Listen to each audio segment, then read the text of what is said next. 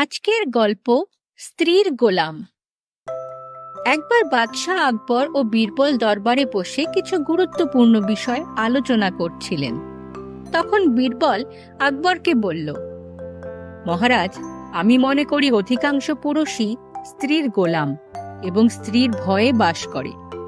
বীরবলের এই বক্তব্য বাদশাহের মোটেই পছন্দ হল না এবং তিনি এর বিরোধিতা করলেন। এতে বীরবলও তার কথা মানানোর জন্য অনড় থাকলেন। তিনি বাদশাকে বললেন যে তিনি তার কথা প্রমাণ করতে পারবেন, তবে এর জন্য বাদশাকে প্রজাদের মধ্যে একটা আদেশ জারি করতে হবে।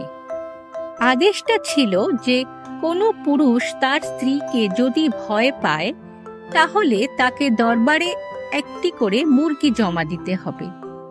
বাদশাহ বীরবলের এই পরামর্শে রাজি হলেন।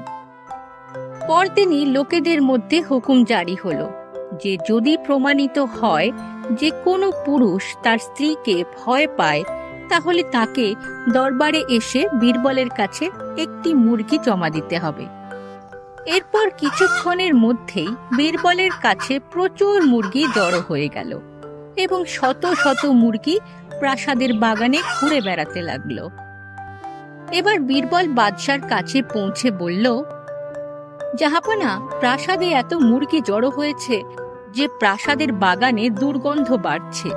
আমি আমার কথা প্রমাণ করেছি, তাই দয়া করে এই আদেশ ফিরিয়ে নিন। কিন্তু বাদশাহ বিষয়টিকে গুরুত্বের সাথে না নেওয়ায় ধীরে ধীরে প্রাসাদে মুরগির সংখ্যা বাড়তে থাকে।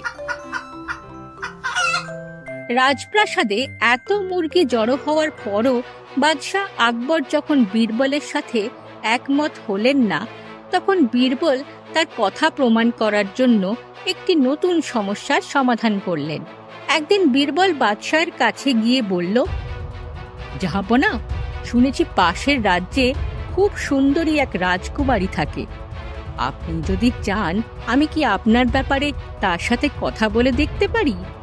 এ কথা শুনে বাদশাহ হতবাক হয়ে বললেন, বীরবল, তুমি কি ধরনের কথা বলছো? প্রাসাদে ইতিমধ্যে 2 রানী উপস্থিত রয়েছে। তারা যদি এ ব্যাপারে কোনো ইঙ্গিত পায় আমার কপালে অনেক দুঃখ আছে। এ কথা শুনে বীরবল রাগান্বিত হয়ে উত্তর দিলেন, আসুন মহারাজ, তাহলে আপনিও আমার কাছে 2টি মুরগি জমা করুন। বীরবলের এমন জবাব শুনে বাদশাহ লজ্জিত হলেন এবং সঙ্গে সঙ্গে তার আদেশ প্রত্যাহার করে নিলেন। আজকের এই গল্পটা ভালো লেগে থাকলে লাইক বাটনটা প্রেস করুন আর সাবস্ক্রাইব করতে একদম ভুলবেন না যেন। তাহলেই আরো অনেক অনেক মজার গল্প নিয়ে আমরা আবার হাজির হব আপনাদের কাছে। ধন্যবাদ।